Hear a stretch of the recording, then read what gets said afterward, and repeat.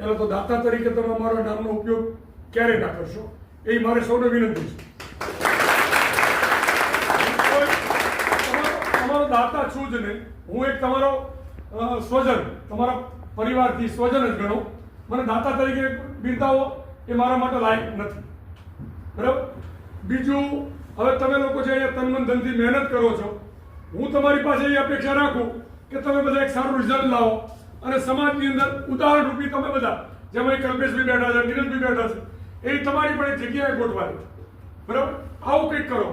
અને હું હવે નીરજભાઈને કહું એક બે શબ્દ બોલે, બીજું બધું મને ભાવશે ઓછું.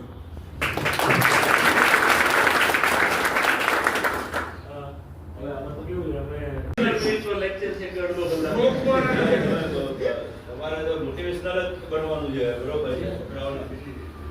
તો લાઈક આપણે અવારનવાર આવતા રહીશું. અને આમાં શું છે, દરેક સ્ટેજીસ પર જે એડવાઇસ આપવાની હોય ડિફરન્ટ હોય. અત્યારે તમે તૈયારી શરૂ કરો તો ફિઝિકલ બાકી છે, ત્યારે કંઈ અલગ વાત કરવાની હોય, તમને કંઈ અલગ સલાહ સૂચન આપવાના હોય, એના પછી કંઈક અલગ સલાહ સૂચન આપવાના, એક્ઝામ ડિક્લેર થાય પછી કંઈ અલગ વાત હોય. તો એ રેગ્યુલર ઇન્ટરવલ પર આપણે મળતા રહીશું, ત્યારે ચર્ચા કરતા રહીશું. પણ અત્યારે શરૂઆત છે તમારી અહીંયા, શિબિરની પણ શરૂઆત છે અને હજી પ્રિપેરેશનની પણ શરૂઆત છે. હમણાં ફોર્મ ભરવાના પૂરા થયા છે. તો ઘણી બધી એવી વાતો છે કે જે અત્યારે આ સ્ટેજ પર તમારે ધ્યાન રાખવી જોઈએ.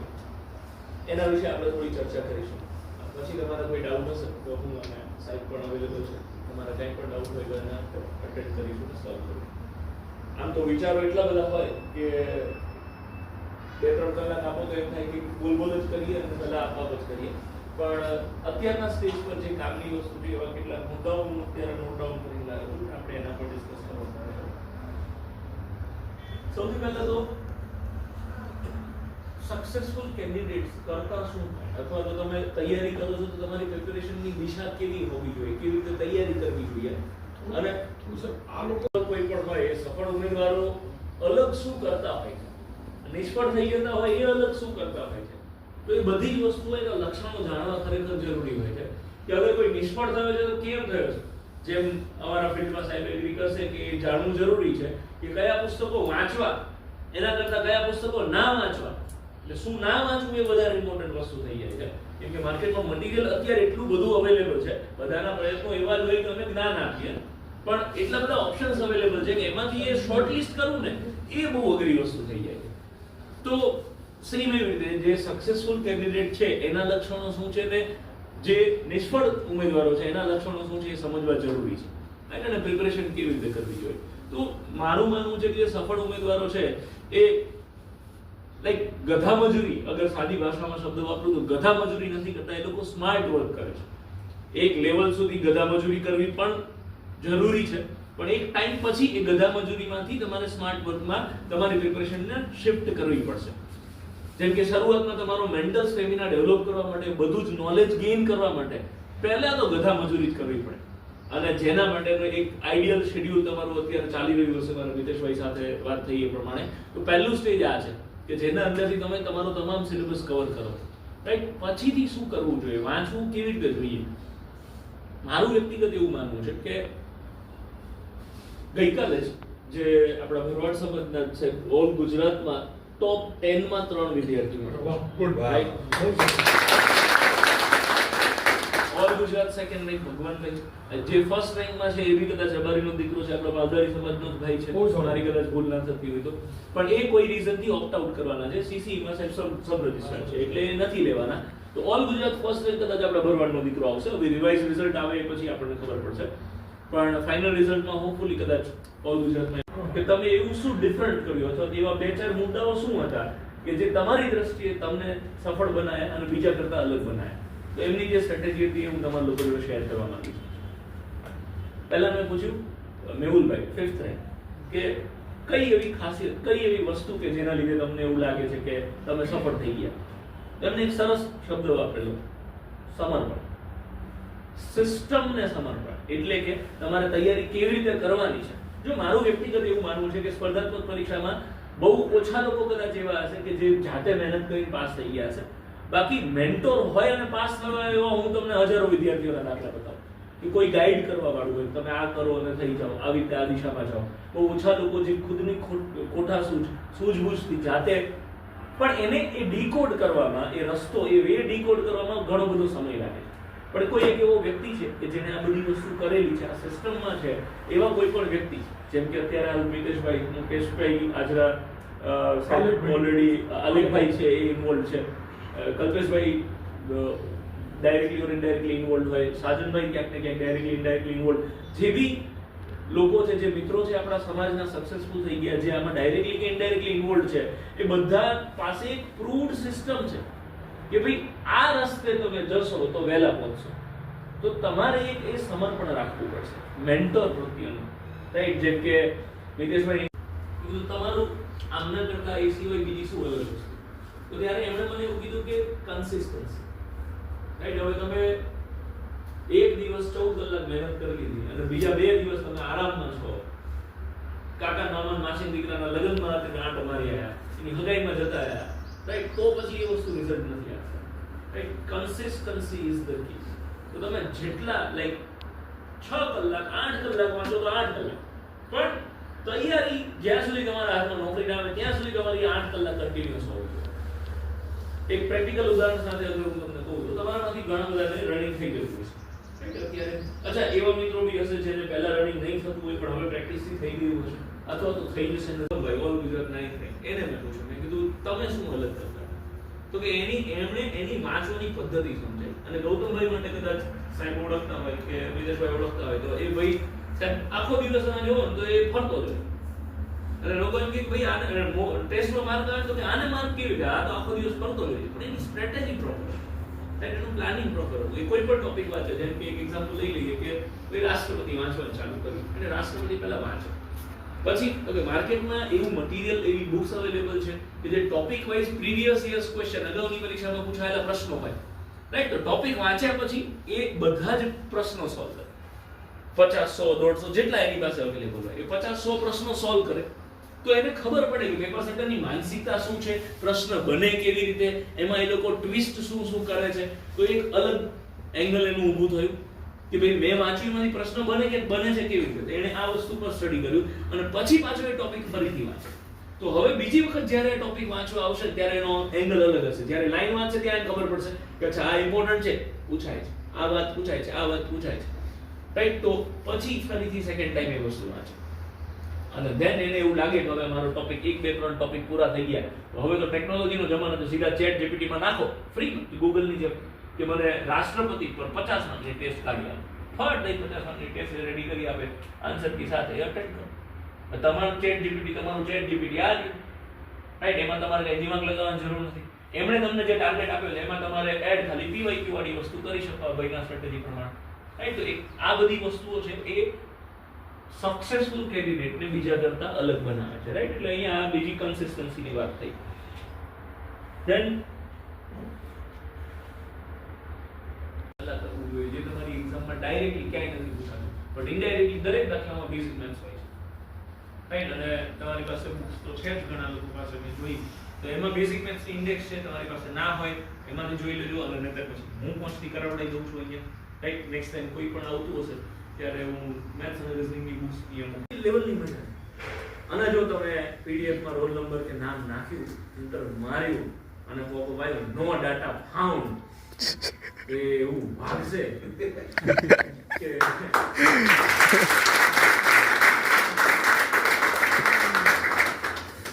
તમને કોઈ પ્રેમથી બોલાવતું હશે ને તો એ તમને એને મારવાની તું જતો રહે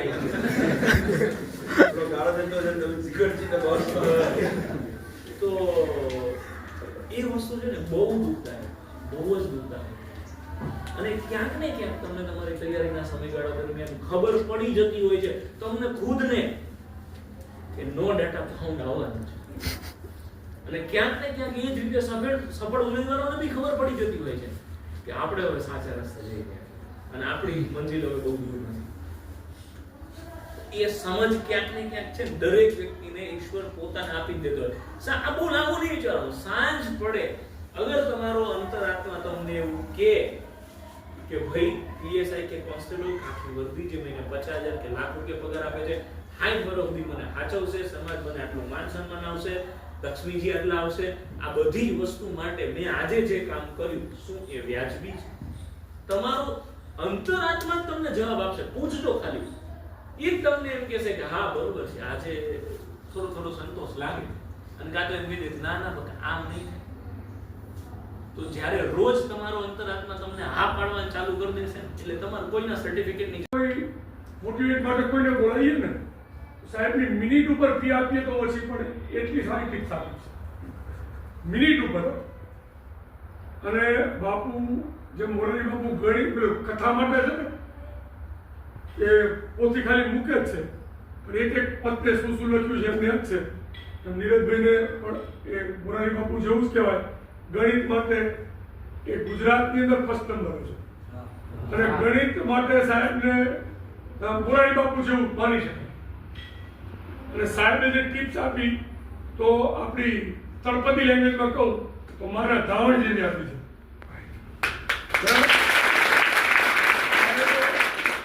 ખૂબ ખૂબ આભાર.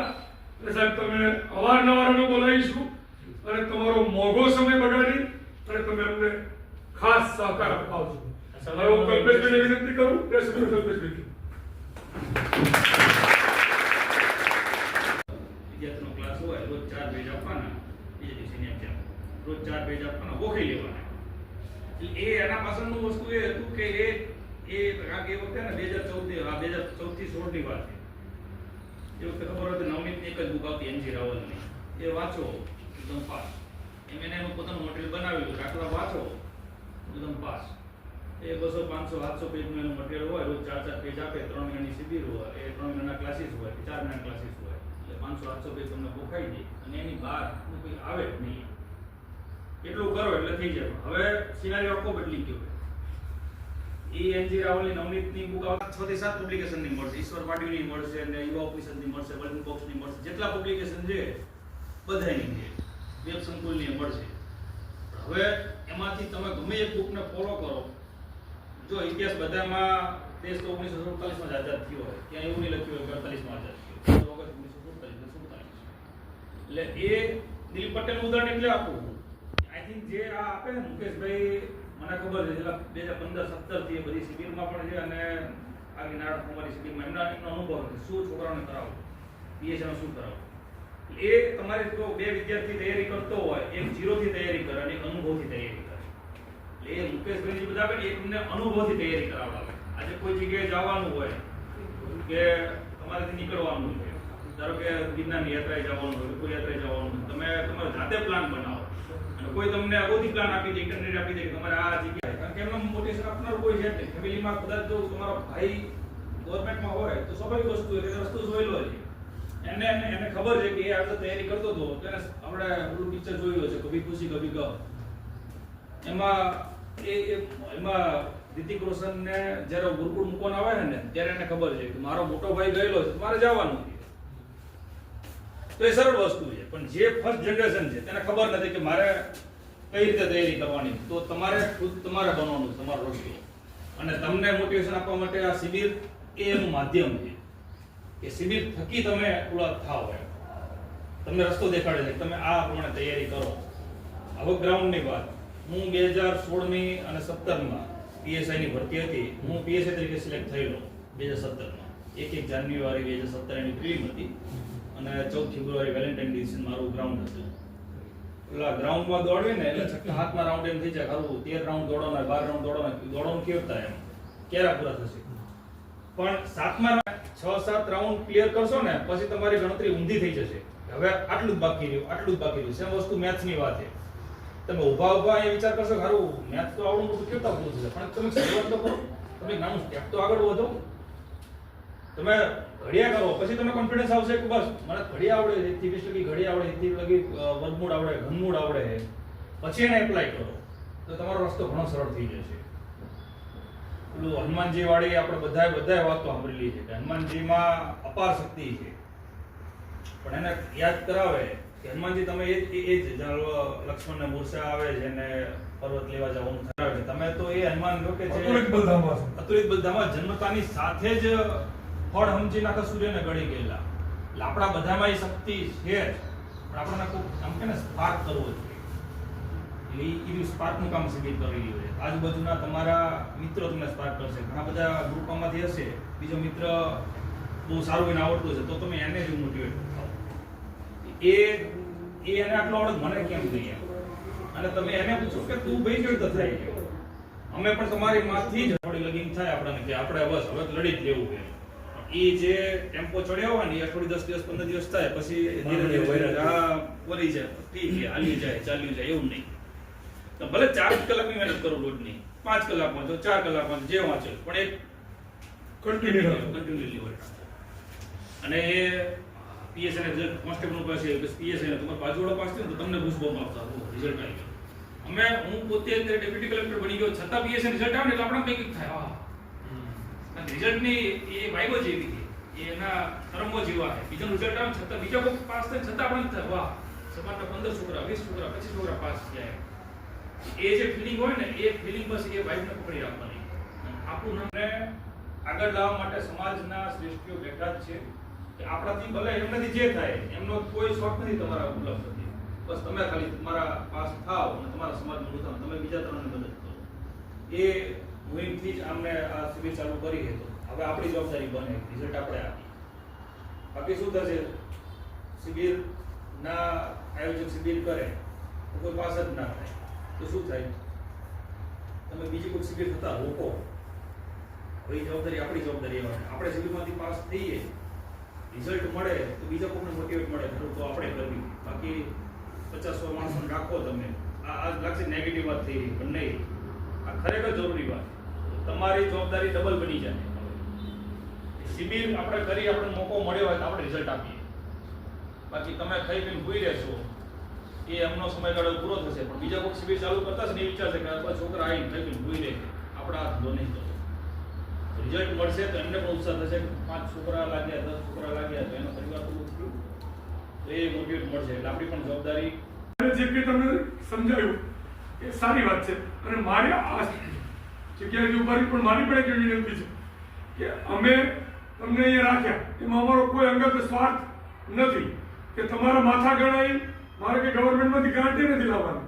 મારો સ્વાર્થ એટલો જ છે કે અહીંયાથી ભણીને જાઓ, કદાચ 25 છોકરા 50 છોકરા પાસ થાય તો બીજા સમાજના આગેવાનો પ્રોત્સાહિત થશે અને તમને બીજા છોકરાઓને કંઈક જગ્યા મળશે. એટલે મારી પણ એક વિનંતી છે કે અહીંયા રહો અને સારી મહેનત કરો. નવીન ભાઈ કદાચ તમે 2 શબ્દ સમાજ કહો.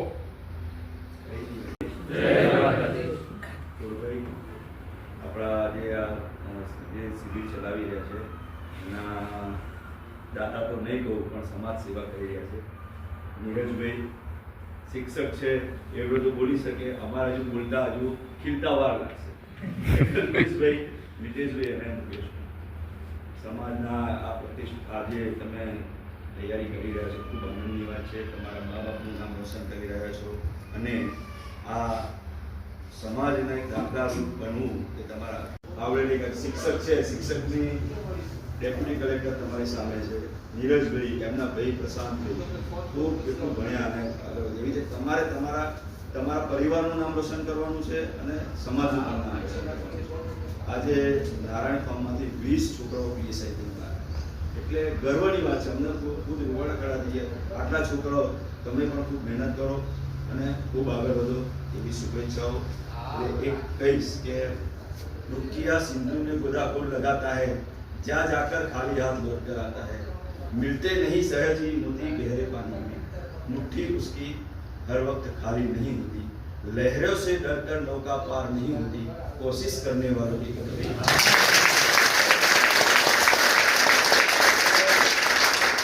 कोशिश सतत करता રહેજો અને ભલે ફેલ થાઓ જે થાઓ પણ ફેલ તો થવાના નથી. મને તો એવું લાગે છે બધાના મોઢા ઉપર ખૂબ નિષ્ફળ પછી જ સફળ અને નિષ્ફળતા પછી જ સફળતાની ચાવી છે. એટલે ખૂબ મહેનત કરજો અને રિઝલ્ટ લાઈવ બતાવજો અને બધાના આ થોડભાઈની જે બી સેવા છે એનો ખૂબ ખૂબ ડંકો વાગે એવી શુભેચ્છાઓ. બધાને જય દ્વારકાધીશ અને પહેલા બધાને બેસ્ટ ઓફ લક.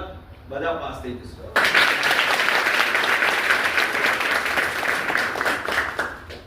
વ્યક્તિગત જેને પણ ઊભું થઈને કેવું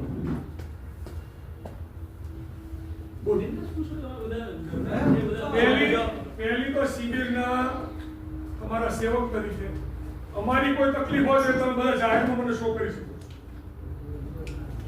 રહેવામાં, જમવામાં કે કોઈ લાઇબ્રેરીમાં અમને કહી શકો છો, બરાબર. અને કદાચ થોડી વધતી ઓછી સગવડ હોય તો તમે મારો સમાજ છો, તકલીફ પડતી હોય તો તમારું ઘર ચલાવો, બરાબર. અને તમારે તમારા ભણતર બાબતનો કઈ જરૂરિયાત હોય તો માંગુડા સાહેબ છે, કલેક્ટર સાહેબ છે, એમને કહી શકો છો. ખાસ એ તમને જરૂર મદદ કરશે. બોલો. હા, નથી કહો ઘણી easy છે. તમને જે તકલીફ હોય સાહેબને પૂછી શકાય. આથી બે ભરતી 2021 ની એક છે બધું કઈ ઘણી દેશની કારણે કેટલો ટાઈમ જોયો છે ભાઈમાં વિસિફિકેશન ઓછો ટાઈમ જોયો હવે જો લાઈક તમારો ક્વેશ્ચન હોય તો બેઝિકમાં મારે પાકા આ 2 થી 5 દિવસ બેઝિકનો ટાર્ગેટ આવે છે તો એમાં હું પૂછતો મહેનત આમ કે હોવર ટાઈમ વીકની વાર મળ્યો ઈમાં ખાવા પડે ઈમાં મારે બીજાને પૂછવું પડે ભાઈ મને આ ડાક્ટર બેઝિકમાં મને શીખવાડે મને આ નહીં આવડે મારે કેટલો ટાઈમ જોયો ફરી મારે જેટલો લેવાનો કોઈ પૂછે બરાબર એ મારે બરાબર બેઝિકમાં ખાપા પડે છે આ પૂછે છે ને ત્યાં હું મારે પ્રોબ્લેમ નથી કે ગમે તેની ક્વેશ્ચન આવે કરી નાખવું જોઈએ મારે સૌ થઈ જ જવાનું કેટલો ટાઈમ જોવો જોઈએ કે મારે બીજો વિષય આપણું ના પૂછવું મારે ઘણી કેટલો ટાઈમ જોવો જોઈએ મારી થઈ જશે રામજીભાઈ જો રામજી પહેલા તો ગણિત શીખવા માટે જે સૌથી પહેલું લક્ષણ જોઈએ ને તમારામાં છે એ જે સ્વીકાર કે ભાઈ મને નહીં આવડે અને બીજું તૈયારી કે ભાઈ આપણે શીખવું છે જે થાય તમે જે કોઈ કરવા તૈયાર છો શીખવું તો હવે આ બે વસ્તુની પહેલા જરૂરિયાત કે જે તમારામાં છે એટલે હવે અહીંથી આપણે ચાલુ કરીશું તો કેવું છે જો ટુંડે મતી ભિન્ના અને બધાની કેપેસિટી ડિફરન્ટ હોય એટલે તમારા કેસમાં કે ભાઈ જેવું જો કોઈને એવું હોય કે ભાઈ આ મારું ગણિત સમજાવવું 0 થી શીખવું છે તો વ્યક્તિ આ વાત થોડી બદલાશે એટલે ધારો કે તમને અહીંથી જે ટાર્ગેટ આપવામાં આવે છે એમાં તમને કહેવામાં આવે કે 3 ચેપ્ટર કે 4 ચેપ્ટર સેમ એક દિવસમાં કરો મને નથી ખબર રોટલી શેડ્યુલ તૈયાર કરે. તો તમે બધા કરતા થોડું ડિફરન્ટ રીતે ચાલો કે તમે લેક્ચર હોય તો એક દિવસમાં 2 થી વધારે લેક્ચર નાખો પહેલી અને રોજનું રોજ ધંધો બરોબર છે જે તમે કદાચ અહીંયા સેમ બેચ જ આપેલી છે ગોપેશભાઈ હા તો એ બધા અહીંયા વિદ્યાર્થીઓ મેથ્સ મારી પાસે ભણી રહ્યા છે અત્યારે અને પેઇડ બેચ જે મારા ત્યાં ભણાયેલું છે આખું 3-4 મહિનામાં એ બેચમાં બધા મિત્રો ભણી રહ્યા છે તો એમાં 2 લેક્ચરથી વધારે નાખવું અને એમાં તમે જોતા હશો કે શરૂઆત સાહેબ આ ઉંમરના છોકરાઓને હું પહેલા દિવસે સરવાળો શીખવાડું વધી કેવી રીતે લેવી મૂકવી દસ્તો કેમ લે એક કેસમાં તમે અગર કહેશો તો હું સ્પીચર કેસમાં પાસે તમને પરમિશન આપી દઈશ તમે આવી રીતે અને એના લીધે ટેસ્ટમાં જે પરફોર્મન્સ નથી આવતું તો તમે એ સિસ્ટમ ચાલુ કરી શકો તો આ એક પ્રોપર વે છે કે ધીમે ધીમે શીખો હમણાં વાળી વાત કરી અઠવાડિયા મેથ્સની તો એ લોંગ ટર્મ ઇન્વેસ્ટમેન્ટ થાય 2-3 મહિનાનો ટાર્ગેટ લઈને રાખો 3 મહિને તમારું લેવલ એટલે છતાંય જો તમે ક્યાંય અટકતા હો તો સ્પેશિયલ મારો નંબર આપી દઈશ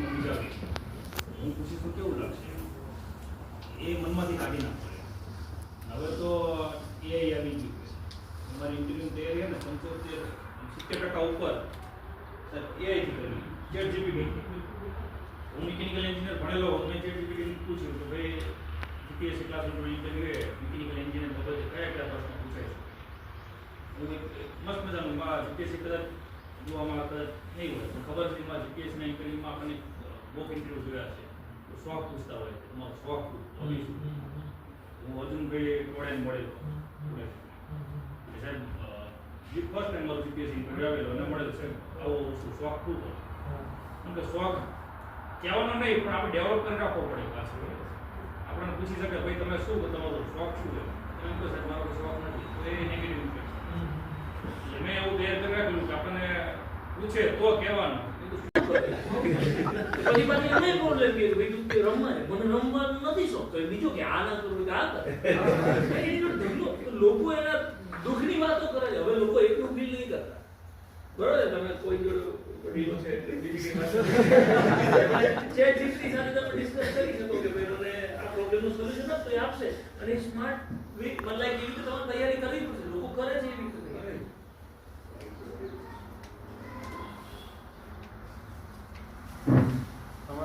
રજી કરી દો.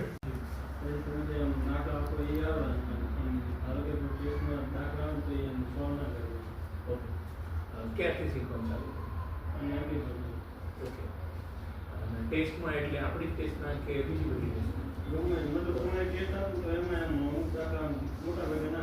એ કેવું છે એક બીજ સોના જો ભાઈ એક બીજી વસ્તુ છે ને એક ટેસ્ટનો ફિયર હોય કે તમે એક દાખલો કદાચ તમે ટેસ્ટ પછીના ટાઈમમાં તમને આપવામાં આવે તો તમારે એમ થાય કે લે આ તો મને આવડતું તો આ ટેસ્ટનો ફિયર દૂર કરવો જરૂરી છે અને એના પહેલા 3 સ્ટેપ ફોલો પ્રેક્ટિસ શેની પહેલા તમે કોઈ પાસે શીખો જેમ કે તમે લોકો મારી પાસે શીખો એટલે સીધું હું મારું ઉદાહરણ આપું અને તમને બધાનું હકથી કહ્યું મારી જોડે શીખજો બરોબર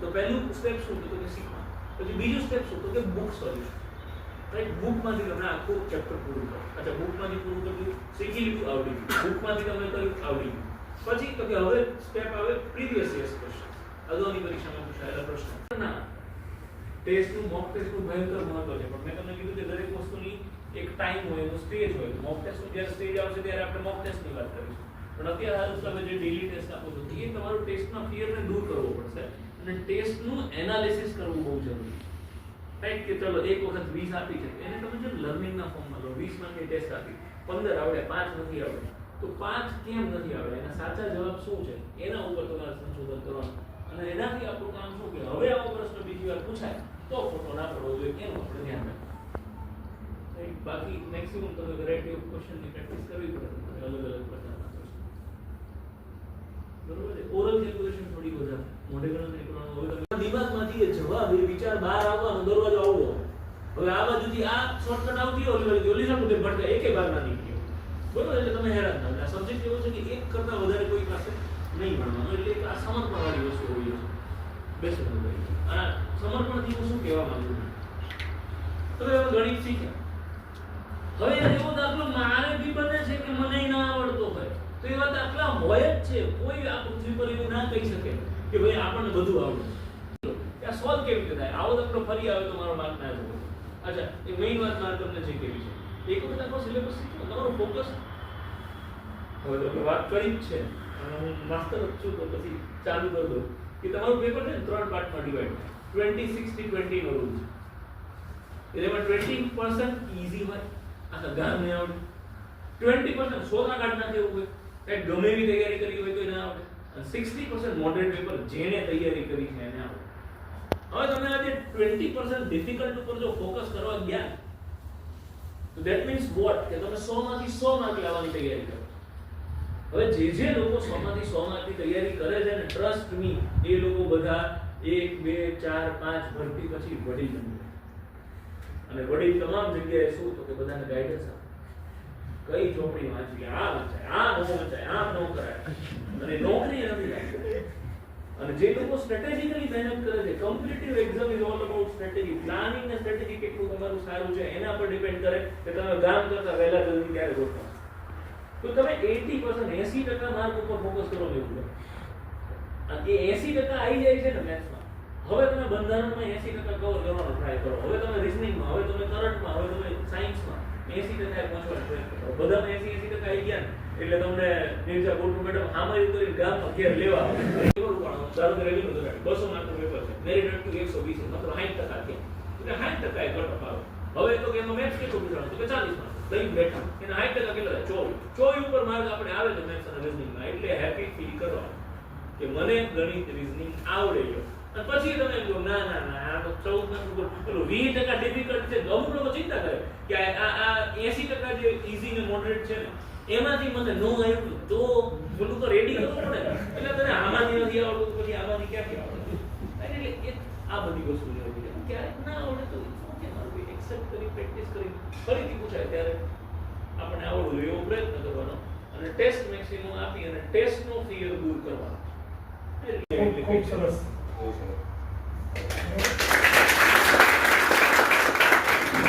વિકેશભાઈ સાહેબ ઘોડે કંઈક આવે એટલે આપણા તમને તો કાંઈ હોય તો એ વધારે મુકેશભાઈ તમારા વ્યક્ત કરી દો તો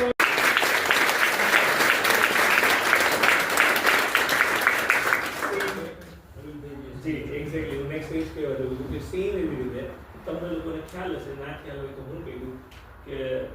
નવીનભાઈ છે સાહેબ પણ 120 જેટલા છોકરાઓની વ્યવસ્થા અમદાવાદમાં કરી છે તો એમના માટે